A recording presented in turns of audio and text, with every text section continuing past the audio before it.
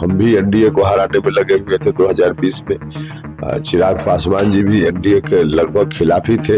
यहाँ महागठबंधन का जिसको कोर वोट कह रहे हैं उसमें से हम लोगों को मिल रहा है। वहां से जो खबर आ रही है काफी एनडीए के लिए उत्साहजनक खबर है। एनडीए की तरफ से कहा जा रहा है कि नीतीश कुमार जो हैं उन्हीं के नेतृत्व में चुनाव लड़ा। बिहार में नीतीश कुमार जी के नाम से तो आकर्षण है ही। नमस्कार, मेरा नाम सत्यम पटेल है और आप लाइव फीड को देख रहे हैं। देखिए, बिहार में चुनावी सरगर्मी है, चुनावी माहौल है और पहले फेज का जो है चुनाव संपन्न हो चुका है और दूसरे फेज का चुनाव जो है इसमें रोहतास जिला में भी होना है। 11 नवंबर को उसमें चुनाव होना और अभी हमारे साथ है राष्ट्रीय लोक मोर्चा के राष्ट्रीय अध्यक्ष उपेंद्र कुशवाहा जी। इनसे बातचीत करेंगे और जानेंगे बिहार में चुनावी माहौल क्या कुछ है। स्वागत है सर। चलिए, बहुत धन्यवाद आपका। चुनावी माहौल तो बिल्कुल चकाचक है। अभी जो प्रथम चरण का मतदान हुआ है वहां से जो खबर आ रही है काफी एनडीए के लिए उत्साहजनक खबर है। हर जगह मतदाताओं ने काफी उत्साह के साथ, खासकर महिलाओं ने एनडीए के पक्ष में मतदान किया है। तो जो हम लोग अपेक्षा कर रहे थे उससे भी ज्यादा सफलता इस बार मिलेगी, यह तय है प्रथम चरण के मतदाताओं के उत्साह को देखकर। द्वितीय चरण में जहां मतदान होना है यहाँ भी काफी लोगों में आकर्षण दिख रहा है एनडीए के प्रति। कुल मिलाजुलाकर एनडीए की सरकार भारी बहुमत के साथ इस बार बनने जा रही है। एनडीए की सरकार भारी बहुमत से बनने जा रही है। एक और सवाल रहेगा कि एनडीए की तरफ से कहा जा रहा है कि नीतीश कुमार जो हैं उन्हीं के नेतृत्व में चुनाव लड़ा है। क्या लग रहा है, नीतीश कुमार के नाम पर एनडीए को फायदा कुछ मिल रहा है क्या? और भैया, नीतीश कुमार जी ने इतना काम किया है तो स्वाभाविक रूप से फायदा उनके नाम पर तो मिलना ही है। आज महिलाएं जो हर तरह से उत्साहित है एनडीए के प्रति, उसमें नीतीश कुमार जी का एक बड़ा नाम है। आदरणीय प्रधानमंत्री जी ने देश भर के लिए किया है तो उनके प्रति आकर्षण है, लेकिन बिहार में नीतीश कुमार जी के नाम से तो आकर्षण है ही। रोहतास जिला क्या माहौल है, क्योंकि देखा जाए 2020 के चुनाव में रोहतास जिला का 7 सीट पर एनडीए का खाता भी नहीं खुला था, महागठबंधन के सभी 7 सीटों ने जीता था। और इस बार क्या माहौल आपको लग रहा है? देखिए, उस बार की स्थिति अलग थी। उस बार हम भी एनडीए को हराने में लगे हुए थे 2020 में। चिराग पासवान जी भी एनडीए के लगभग खिलाफ ही थे।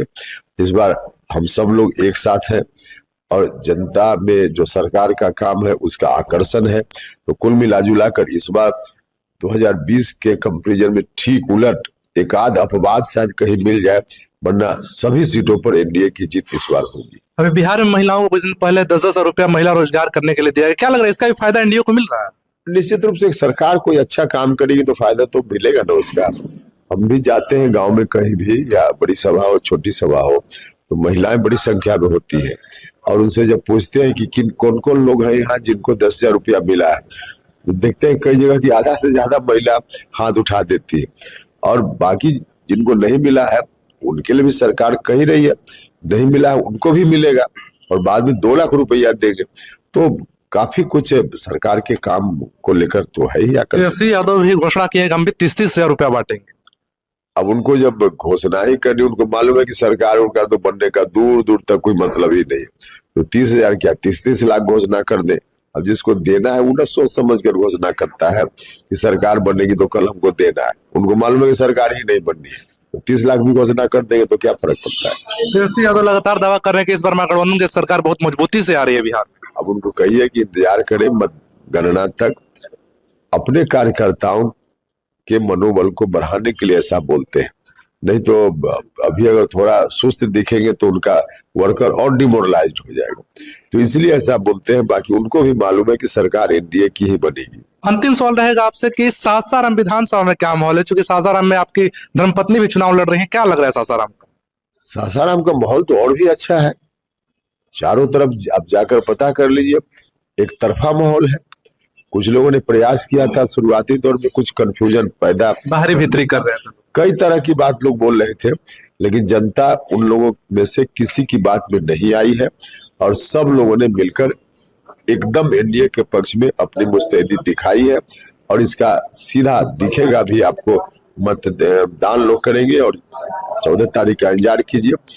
यहाँ भी उसी तरह की स्थिति। सासाराम में कुशवाहा का वोट बैंक बड़ा वोट बैंक है, कहा जा रहा है कि कुशवाहा वोट बैंक में बिखराव हो रहा है। अरे यहाँ कोई वोट बैंक में बिखराव नहीं हो रहा। यहाँ महागठबंधन का माइनॉरिटी का बहुत सारा वोट हम लोगों को मिल रहा है। यहाँ महागठबंधन का जिसको कोर वोट कह रहे हैं उसमें से हम लोगों को मिल रहा है, और एनडीए तो अपनी जगह इंटैक्ट है ही। महागठबंधन के प्रत्याशी भी बाहर आ चुके हैं, कहा जा रहा है कि माहौल धीरे धीरे शहर का बदलने लगा है। अभी तो कौन बाहर आ रहा है भीतर आ रहा है वो तो उसका मामला है, उसमें हम क्या बोले। देखिए सुन रहे थे राष्ट्रीय लोक मोर्चा के राष्ट्रीय अध्यक्ष उपेंद्र कुशवाहा जी को सीधे तौर पर कह दिया